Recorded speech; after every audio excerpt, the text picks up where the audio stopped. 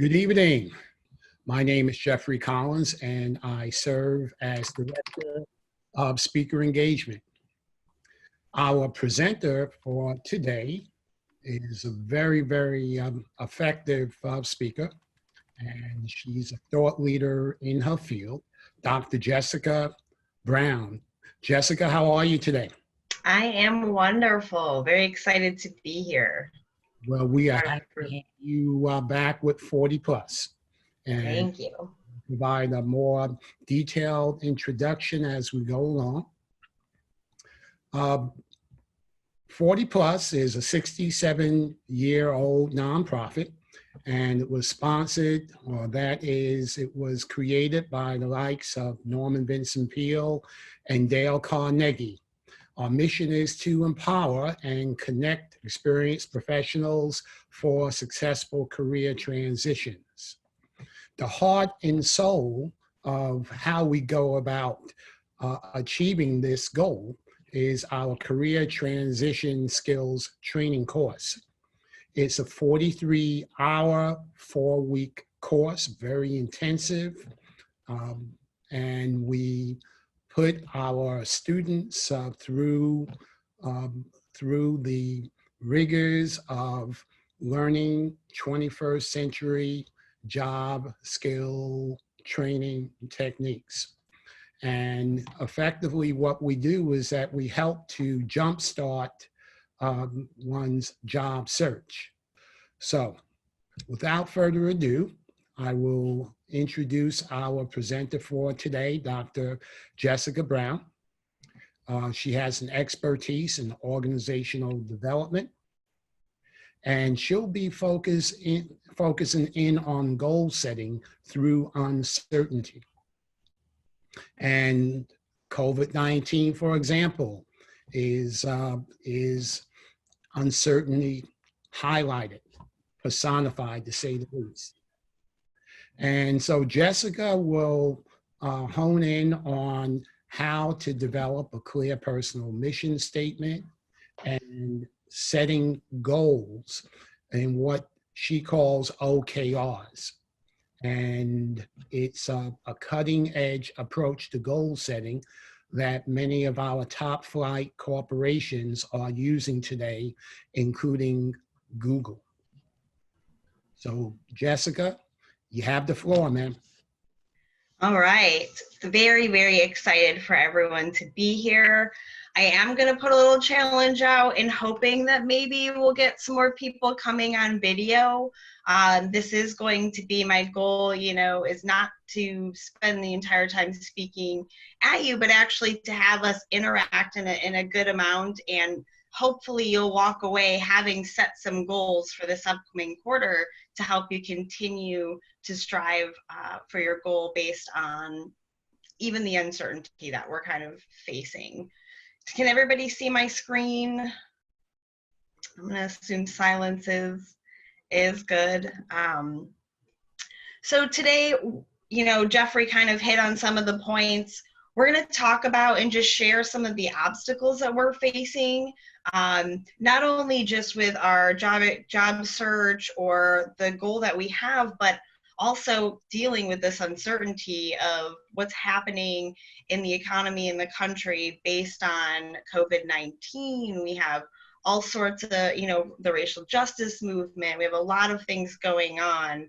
And so how do we really continue to focus and navigate through some of that? We're going to think about what our actual vision statement is. Similar to organizations, which are a group of people, it's important to understand what your true vision is. And that's the long-term inspirational thought about everything that brings together what you really want in your life, as your life, including your career, and how that impacts the rest of your life. Then we'll talk about actually the goal setting technique that was brought up, called OKRs. It's objectives and key results. That is been made famous through Google, as Jeffrey mentioned, but it's a really great simplistic methodology that's helping both organizations and individuals really start to get to the core of what they want to do and focus regularly their tasks on that. And then lastly, we'll kind of talk about those pitfalls that once we have those goals set, what we want to make sure to avoid, things to help us ensure we're more successful at achieving those. So if we were to think about it, and I'm going to ask everybody to kind of share, most of you have your name, there's a couple of abbreviations. But what are some challenges that you're experiencing with COVID-19 happening that you might not have experienced beforehand?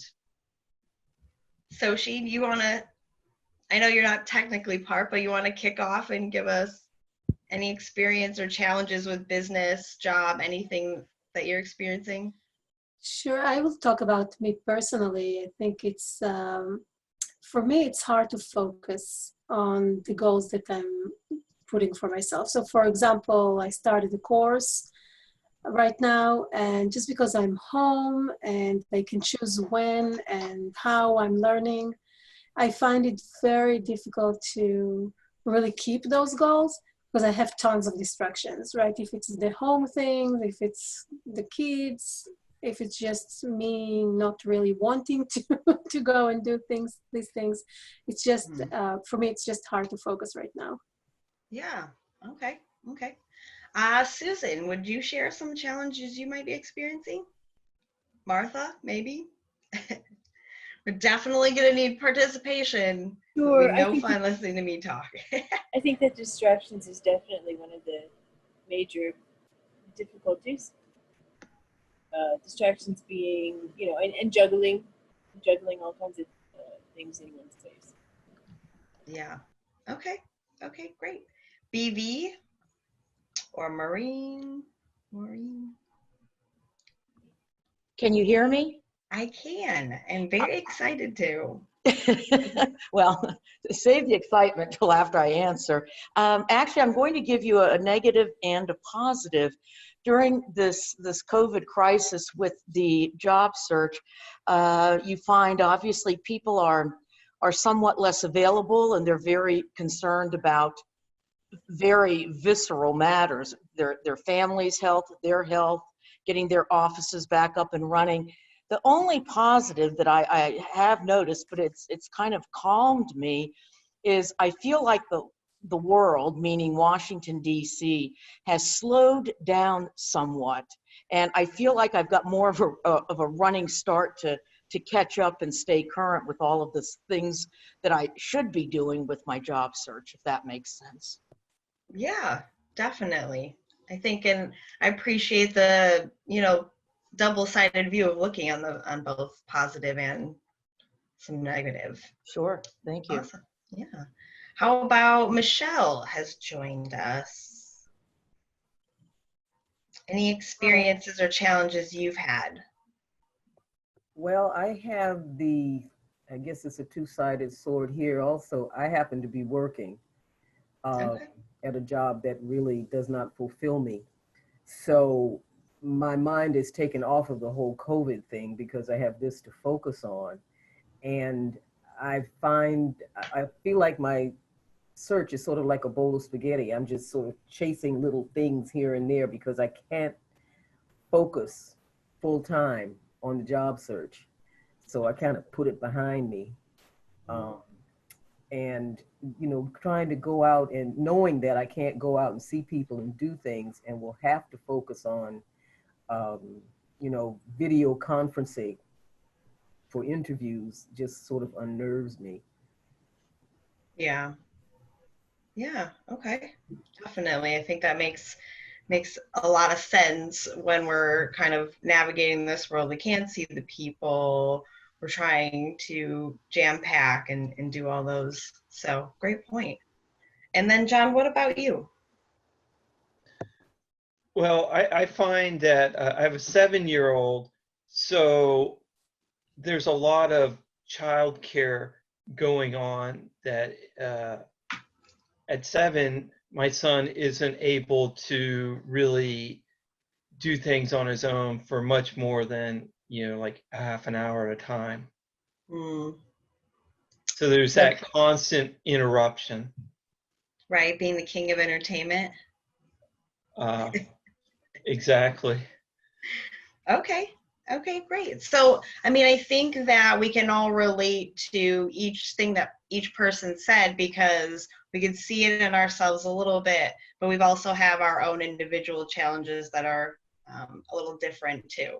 So it's pretty similar to some things that we've heard across the board. You know, some things that were mentioned, there's a lot more people out there that are unemployed, so it's a little more difficult.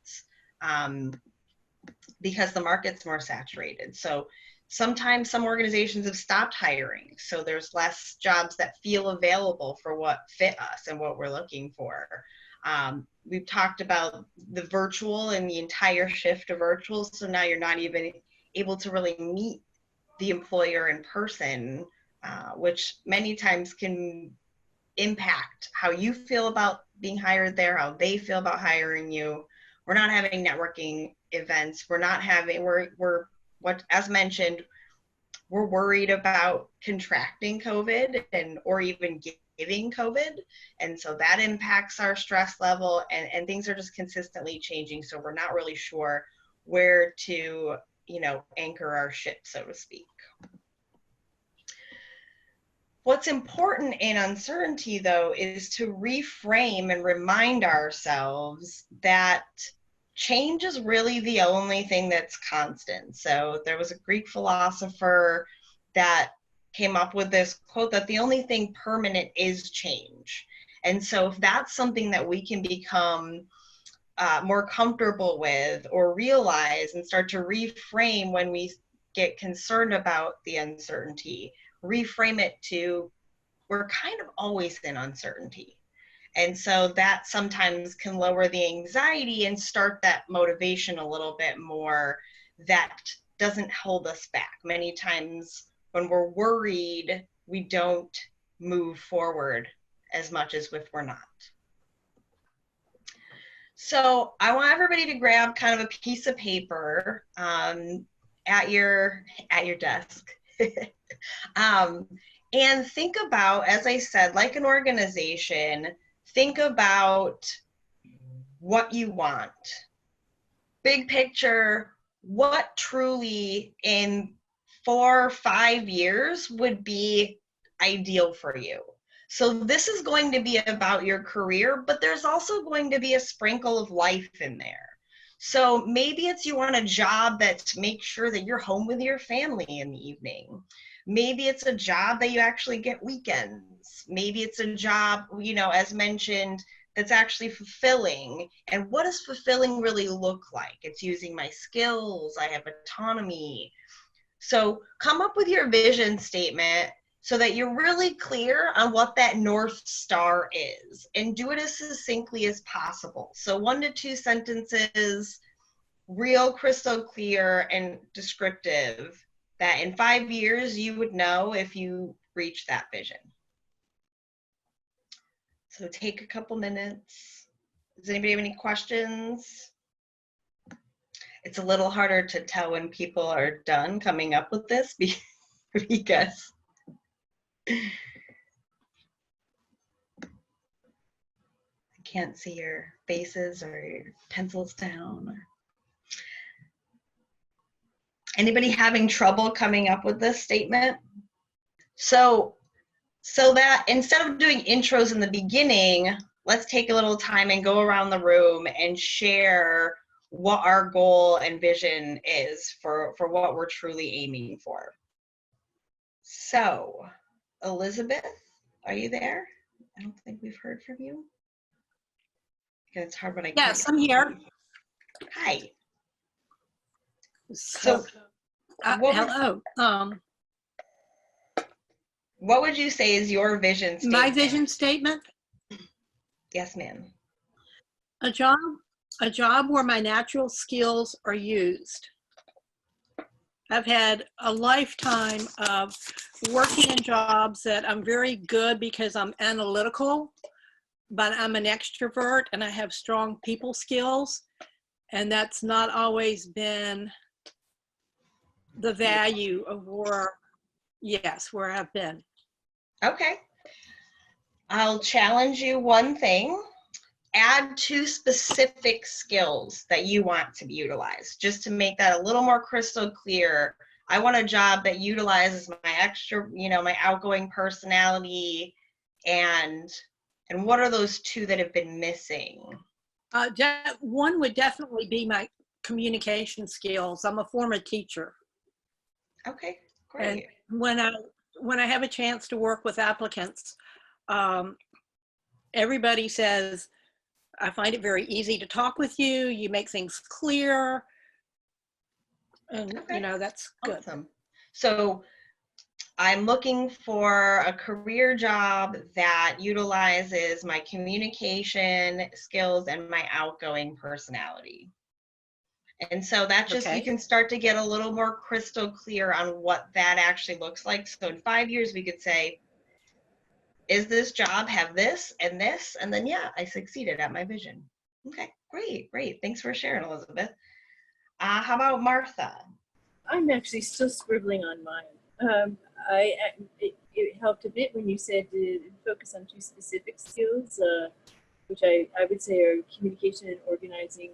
But I think my dream or my goal is to really apply more of my creative, artistic type of work. So I'm still trying to wrap my thoughts around this. It's not so easy to think of your vision statement.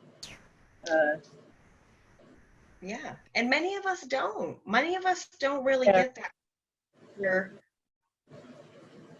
So definitely sounds like something involving creativity and utilizing that part of your passion. Yeah, I mean, Okay. we'll come back to me. I'm still. Yeah, no worries. I mean, we're going to build on this too. I just want everybody to kind of share a little bit so we understand what everyone's kind of looking for or working on. Awesome. Maureen? Yes. Actually, Jessica, I didn't write mine down, but I thought I knew it. I may be giving too simplistic an answer. I hope in 5 years, I've been unemployed longer than I care to admit. In 5 years, I hope I'm still in a very demanding, high-level job in the trade association world that involves lobbying. And I love being a workaholic with these jobs, and that would really be a dream come true for me. Perfect. So, something that is utilizing, doing the lobbying. I like that you are very clear. You like to be a workaholic. And so that's important because some people move out of jobs because of that or into jobs because of that. So that's a good start. And again, your vision can always be morphing as you get clearer and clearer what some of these more specifics are. But the goal is to step out of the box of, I'm just looking for a job.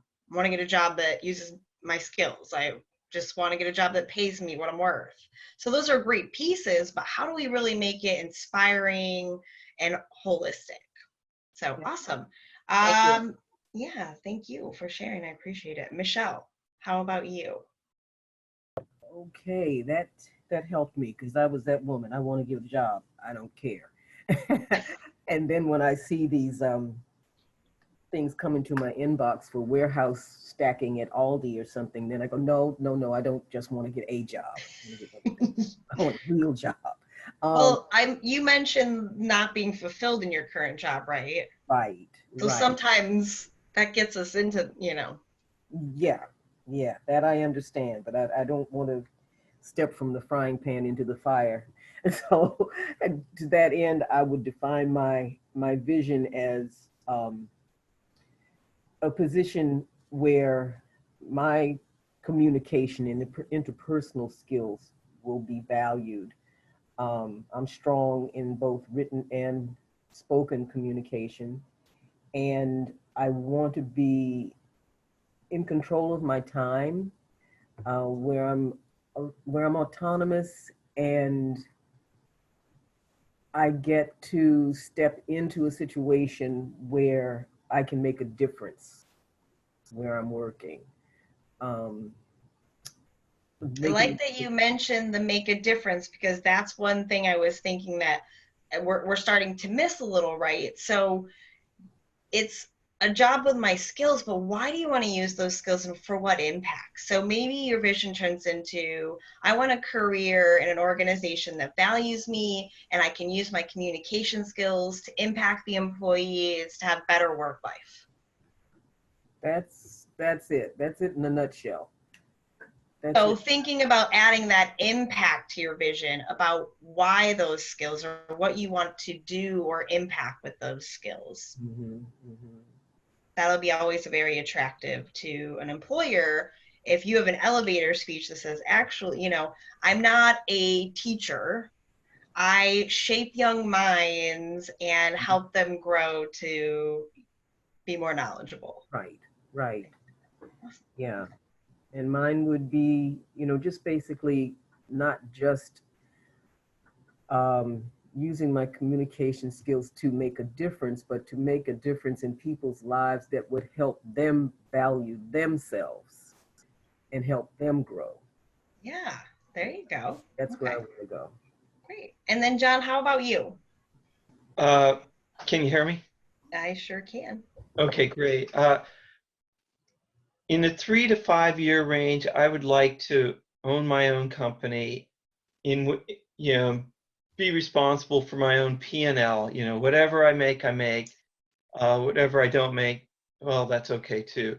But the area that I would probably gravitate towards is helping people either with their personal finances or, financial education in general. Because I think it's a huge need in our country. And you see it in the sort of the policies that we're doing that are going to hurt the country in the long run. And so I'd like to help, gain a longer term perspective on our either our country's financial situation or at least start, with individuals. Because if you get a movement going, it can pick up traction.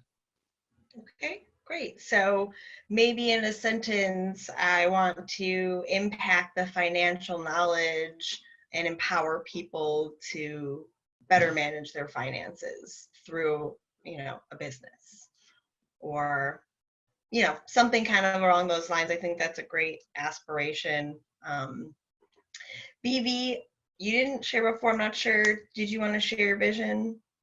I don't know if there's a different name other than BV, but and Soshi, did you want to share, or I didn't know if you want to. Sure, I can. I'm actually, there are two things, right? First of all is what kind of a job that I would like to find, which I think that I'm very clear on at this point. I want a job within a software company that involves in transformations. I love to help companies to transform or transform their business. And in the past few days, literally in the past few days, I've been starting to think that I would actually want to have my own consulting company that focuses on this exactly same thing. So it's, I would look at that as my short-term goal is to find a job doing that, and my longer-term goal is to have a consulting company that is doing the same thing and being more an advisory type role. Awesome. And I love that you bring that up because we are going to have several times where this quarter's goals and OKR's objectives, key results need to be focused on right now, which you do need a job, ends to means, we need the income. So many times it's okay to say, well, I want a job now, but I know that my future vision is this, and that the job is my steps towards that. And so it's not I have to give up this dream, it's we can do both and understand that we have to just do one on the road to the other. Mm-hmm. Awesome. So now we're just going to kind of dive into, mentioned this objectives and key results methodology. So we're going to kind of step into, now that we are a little more clear on our North Star, we're going to understand the methodology to be able to start to think about this quarter and what steps we need to take to move us towards that longer term vision. So what's the purpose of goal setting? It's movement, right? We want to get from here to there. So in some aspects, we need to take some time and look at our current. We've mentioned the uncertainty, we've mentioned distraction, we've mentioned some of the methods we use, being comfortable with virtual, not, etc. But we have to understand where we are and where we want to go. So thinking about that vision and what we just talked about is kind of the reason that we started there. We started talking about long-term first. You want to have the big picture in mind. However, if we only focus on the big picture, then we start to get overwhelmed and we tend to give up on our goals. So the point is to think long-term vision, be very clear about what you want over the 3 to 5 years, then start to work backwards and get to quarterly goals and actions that you're going to take to move you there. We've all set some New Year's resolution. We'll use the typical losing weight. And if you don't set very clear goals quarterly, monthly, weekly even, you tend to kind of get to October and say, well, did I lose weight? I don't know. Did I reach my goal? We'll see. And that's not the goal here. The goal is to be very clear, although it's 5 years away, this quarter is the inch and the mile I have to move the mark to be able to achieve that in the 4 or 5 years. So we think big to small. So today you're going to get a chance to write your own quarterly OKRs and what do you want to achieve in the next 3 months to move you closer to that goal. And this does one of two things. One, it's urgency. All of a sudden, I've only got 3 months to get this done. And so now I'm very focused. Whereas if I've got 6, 8 months, I think Soshi, you mentioned about the time when we don't have a bunch of things going on, it's very easy to let things distract us because we know we can get to it later. So urgency, if it's 3-month sprints, we're focused. And then clarity. You take it into bite-sized chunks so that it's feasible, it seems achievable, and it is achievable so that in the 5 years, you make it to where you want to go, hopefully sooner. We find with this kind of goal setting, sometimes you do achieve sooner. So OKRs is a methodology, as Jeffrey mentioned, that came about way back. Actually, originally, we had started to, in organizational development, wanting to measure individual performance. So KPIs was invented. Most of us have probably heard of KPIs, key performance indicators. Once that happened, then we started to move and understand MBOs, and we wanted an organizational or business level objectives to manage the organization. It wasn't until about 68 that actually OKRs started. It has been more popularized more recently, but OKRs started to meld individual level and organizational high level together so that everything could be in alignment.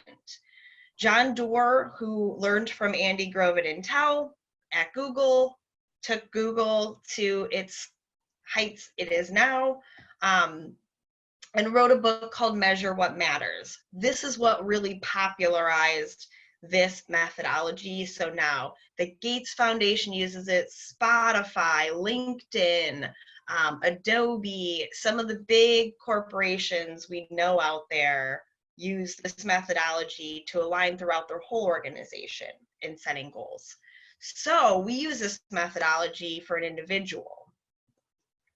The quick Google example, and it's kind of an inspirational one, so we use it to say, don't set meaningless goals. Set goals that inspire you and excite you. So when Google first started using OKRs, they set an objective to be the next generation browser. Pretty much, they wanted to be the best browser.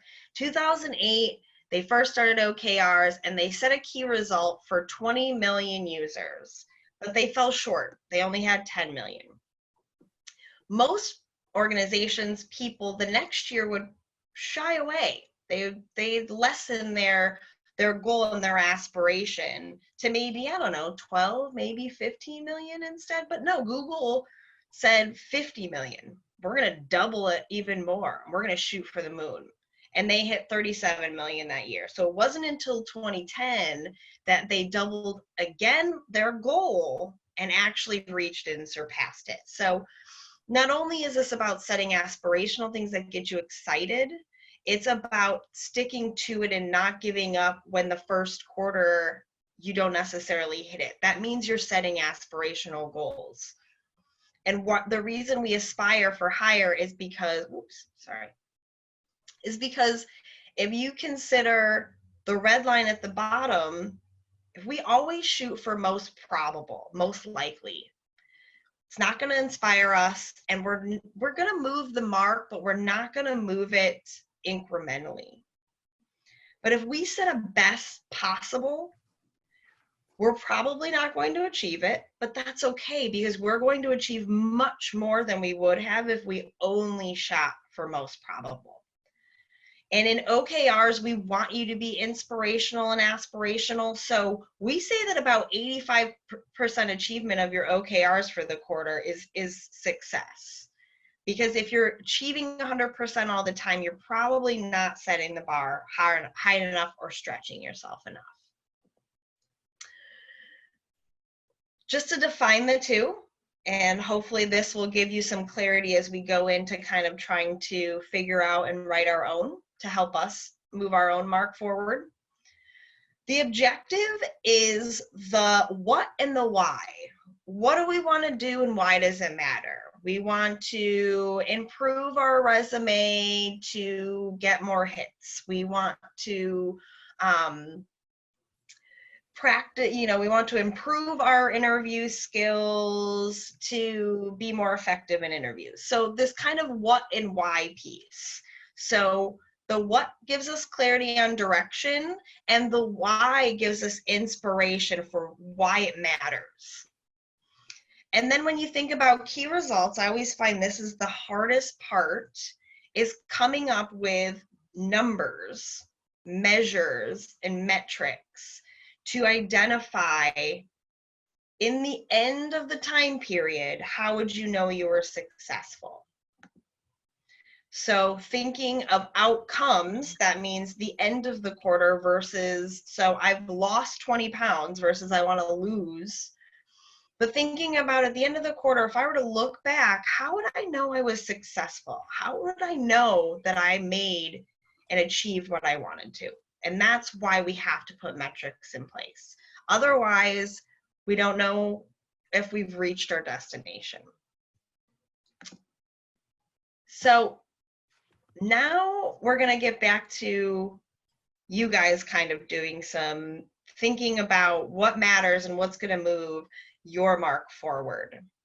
So what we're going to do now is actually, and I'm going to ask everybody to be super participative. I know that breakout rooms can sometimes be interesting, but the goal here is to support each other in helping to think through what is the at least one objective and a few key results to go with that. So each person in the breakout room, this is going to be good 20 minutes. Each person in the breakout room is going to get 10 minutes to brainstorm their O and their KRs, and they're going to get insight and help from the person in the room with them. And then we'll switch. So first, we've shared our vision statement. We want it to align to that vision statement. So if you need to reshare that and refresh on that person's, definitely do that. Then take a couple minutes, about 3 to 4 minutes, to think of your objective. As the helper, so to speak, or the coach, the support, your job is to ask them, Why does this matter? Is this inspiring? Does this get you excited? And pieces like that. And then you want to spend the majority of the time coming up with at least 2 key results to measure your success outcome-wise. How many interviews, how many resumes, how many applications, etc. Just whatever works for what you're looking for. And then we'll come back together and we'll share. I know we have a couple of new attendees. Welcome. Hopefully you'll be able in these breakout rooms to kind of get a quick catch up on what we've covered. But again, remembering O's, what and why, KRs, the measures to know if we were successful. Any questions before we go into breakout rooms? And I know all of you will be very, very participative. Welcome back, everyone. I am so elated to see everybody's faces now. It definitely makes me smile and adds a little to it. So I appreciate everyone, going past that comfort zone. Oh, I have to get back to sharing my screen real quick. So most of you hopefully got to come up with at least one O with a few KRs. Now is the point where we actually share, my apologies from current slide, there we go. We actually share what our O and KR are. I'm going to give you the potential to give you some feedback as well. But when we're thinking about when we write our O and a KR, we want to quality check ourselves. And that's why we included someone else in helping you brainstorm so that you can think through, is this measurable? Is this inspire me? And ask those questions. So what I want you to ask yourself based on your own OKR in your head is there very clear what you want to do and why? Is your objective get you excited? Does it motivate you? If you were to read it to yourself every morning, are you like, yes, I am in on that? Did you maybe include a key result in your objective? Or is your objective more of a task? So we want to avoid tasks. Objectives and key results are not meant to be a task list. Write a blog, write, 4 articles. I'm touching on Michelle's because it's top of mind. That's not necessarily, we don't want a full task list. We want, if you were to do all of those tasks, what would you get in the outcome? And Michelle actually, when we were talking, hit it home. She really wants likes or, recognition or user visits. And that's the real thing. But in you have to do a certain amount of content and things like that to get there. So when you're thinking objective, kind of ask yourself some of those questions for a quality check. Then when it comes to key results, we always want to ask ourselves, is it measurable? Which means there is a number involved. Typically, it is a number, a dollar amount, or a percentage. I recommend using dollar and number over percentage whenever possible, because a lot of times we'll be like 100% this, 100% of that is done, 100% of this is done.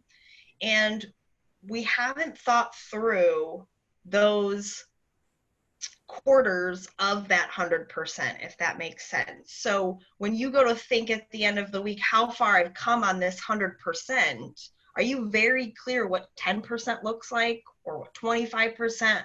So if you do use percentages, set very clearly what 25% looks like. What have I reached if I'm at 50%? What have I reached if I'm at 75%? So that you're not arbitrarily reporting against your metrics and they mean something. Are they outcome focused? Are they focused at the end of the quarter looking back? A lot of times your verbiage is in past tense. I lost, I'm not losing. They are written, I'm not writing. Again, make sure they're not tasks, and ask yourself, are these truly going to get me to my goal, to my objective? If I'm not measuring, and this becomes a muscle that we build, you get better and better at writing key results quarter to quarter, but making sure that you're measuring the ones that matter and are truly going to show you what you want or get you where you want. So I would love, let's just take, we're a pretty small size group at the moment. I would love everyone to just read their objective and a key result. So who wants to go first, or shall I just dance? Judith? Oh, yes, I'll go first, Jessica. Thank you. My objective is to relaunch my investment firm. And one of my key results will be to complete a business plan. And second one is to attract some investors. So that's hopefully that's definitive enough. Is that? Sure. So I'm going to give everybody feedback again, just to help keep flexing that muscle. Objective, great objective. I might adapt relaunch because I think you probably want more than just a relaunch. You probably want to actually get it up in so relaunch is here. You probably want something a little more, but again, has to resonate for you. And key results, business plan, I would measure it at 100% is done. And I would be very clear, 25% is having these 3 sections done. 50% is having these sections done. So that you can truly measure if you're making progress. Right. And how many investors is your goal? How many phone calls are you going to make to connect with those investors? Some of those might be helpful as well. Thank you. Thank you for sharing and being first. I appreciate it. How about Elizabeth? Okay, my key objective is to find a federal job where my natural communication skills and people skills, and a key result would be that I find out what the cutoff score is for the jobs I apply for, and how close I am to the mark. If I made it if I surpassed the cutoff score, or was I under? Okay, so that would be, to measure that would be based on how many jobs you apply to? Yes, and my current agency, they're not really good about responding, but I find other federal agencies, if you email the HR person and say, what was the cutoff score, the certification score, and what was my score, they tell you. And that lets you know if your resume is hitting the mark. So you might want to, again, because that number will vary, you can't say 12 or, you might want to do 100% and then just track how many you applied to and how many you've identified the gap for. And then you would be very clear after all of that data, what to do, as you mentioned, to your resume or how close you're hitting the mark. Yes. Okay, great. Jessica? Great. Soshi, yeah? I have a question. I'm a little bit confused on the task, because you're asking here also both on the objective side and the key result, is it really a task? So where is the place for a task? For example, I want to talk to X number of people that are that have a consulting company.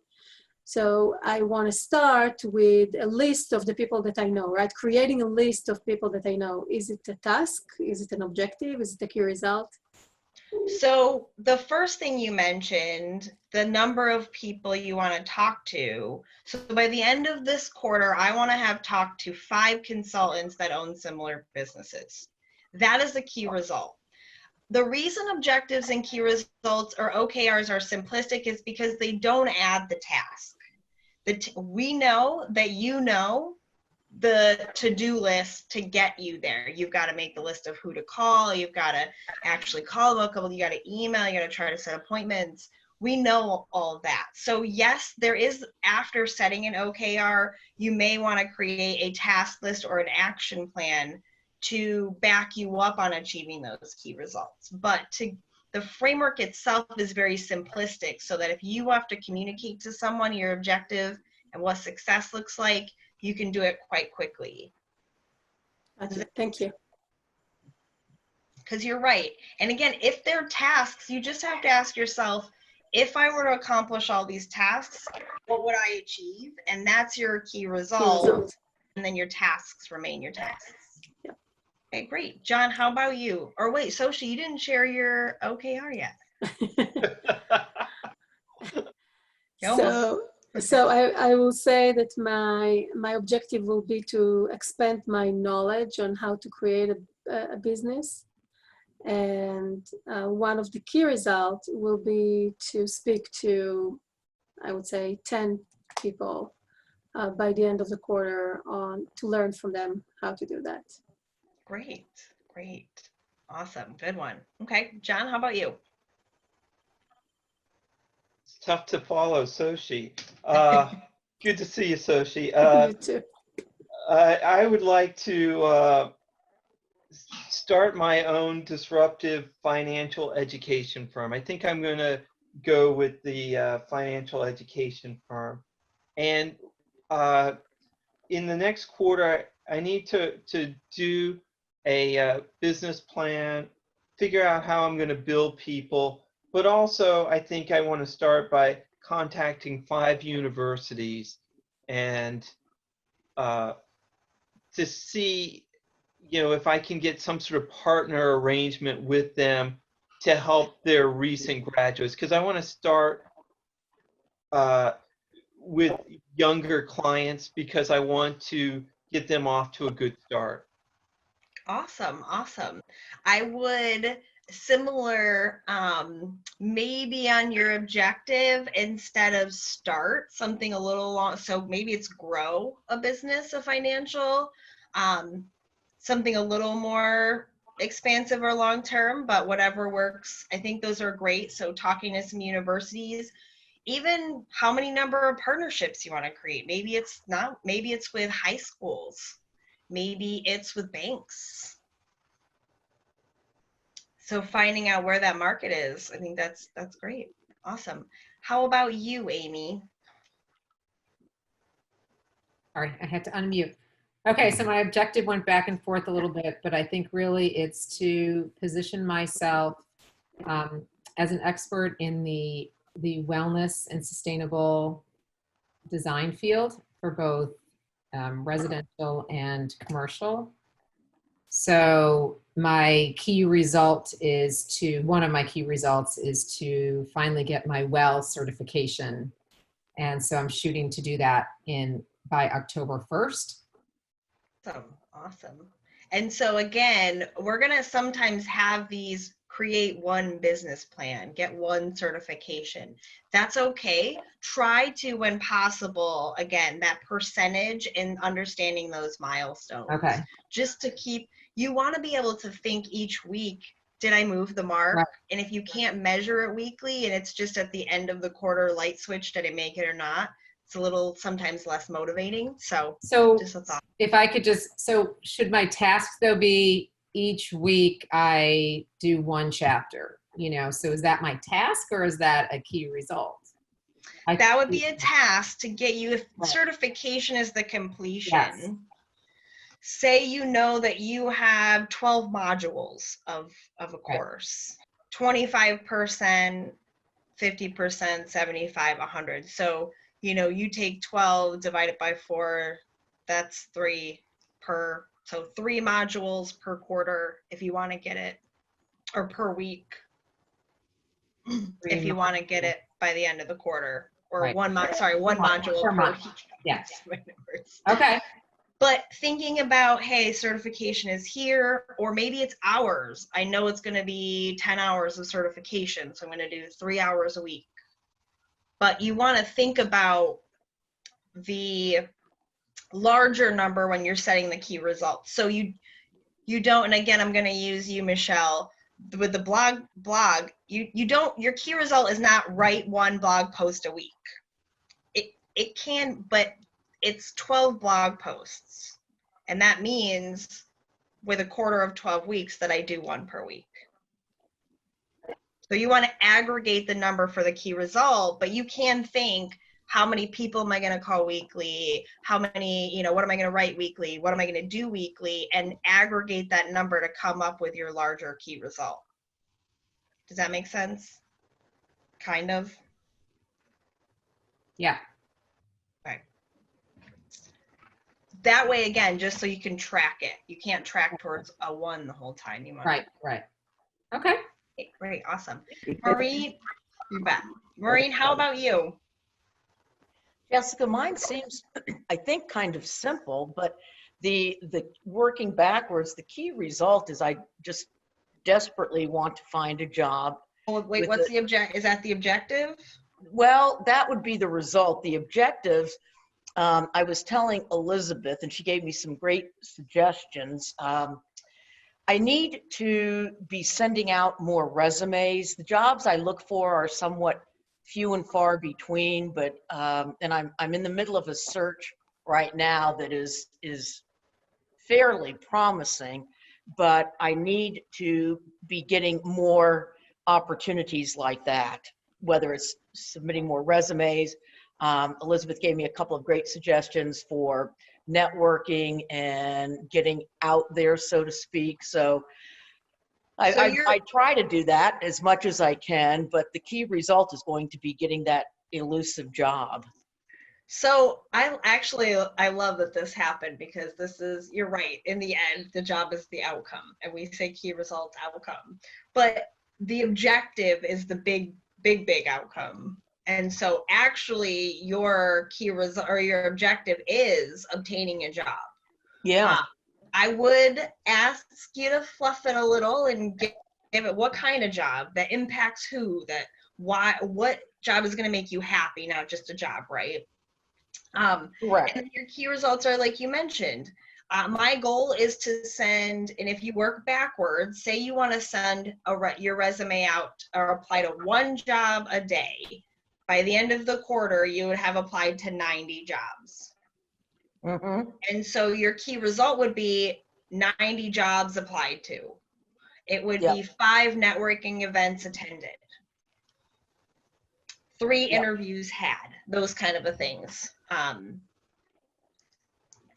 Does that make sense? Kind of big picture goal is the job, and then how are we going to measure if we're getting closer? It does, especially with the specific metrics and numbers of how many networking events and things like that, because if you're doing that type of thing, I always figure I've got to be doing something right and something good is going to come out of it.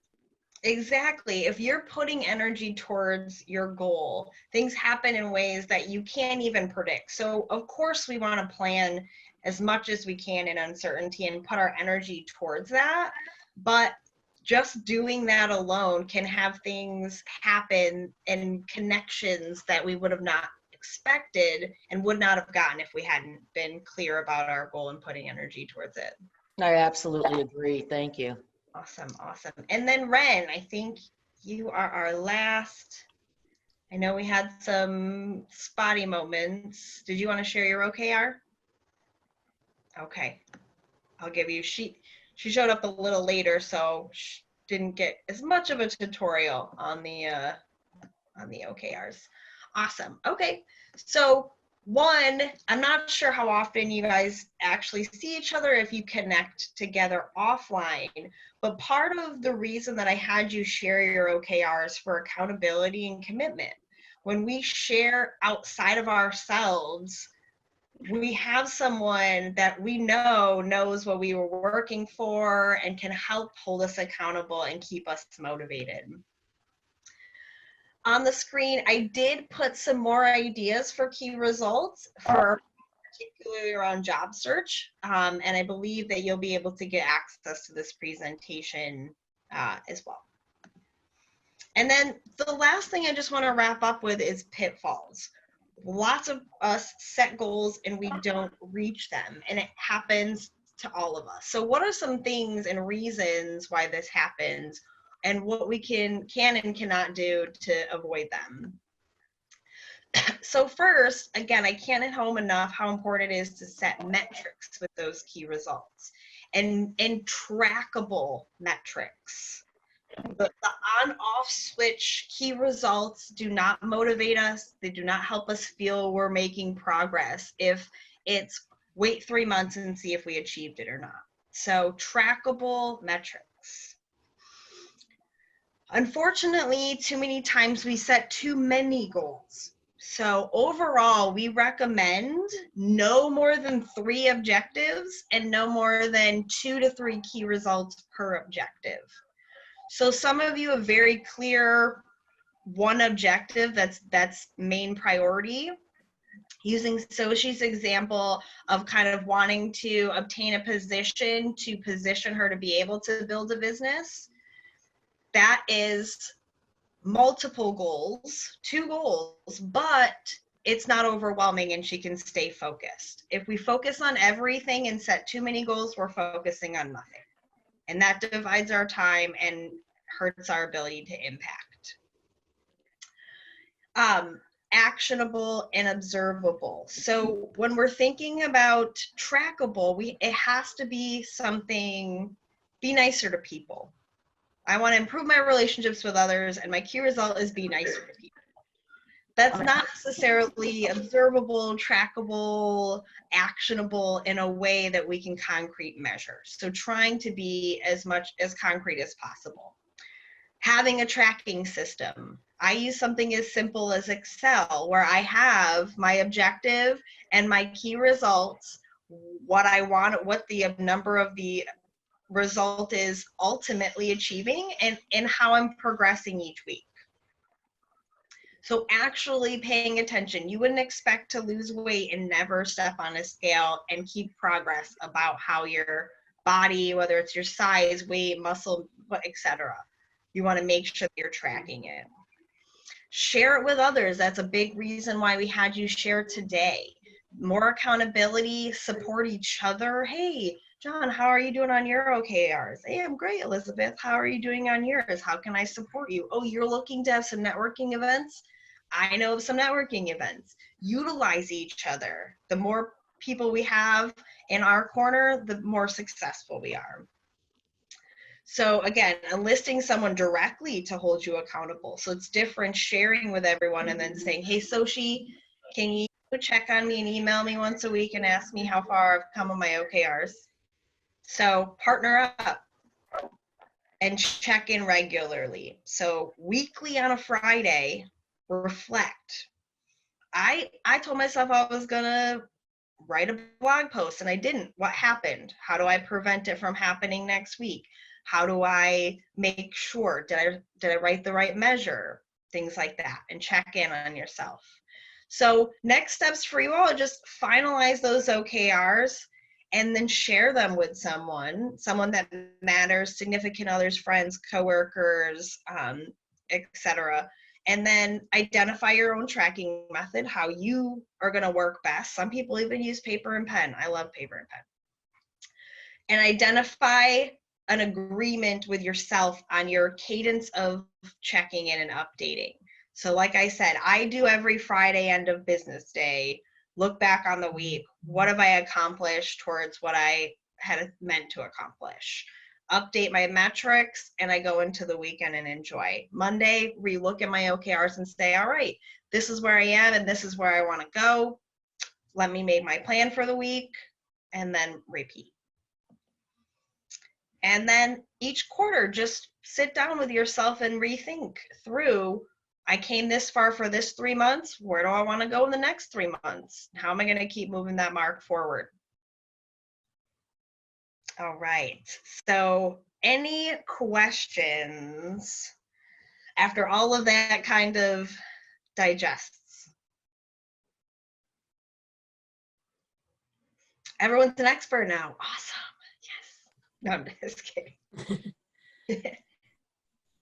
Did you have a question, Soshi? And another question, Jessica, I just want to thank you because it's the third time that I hear you talk about OKR, and every time I learn something new.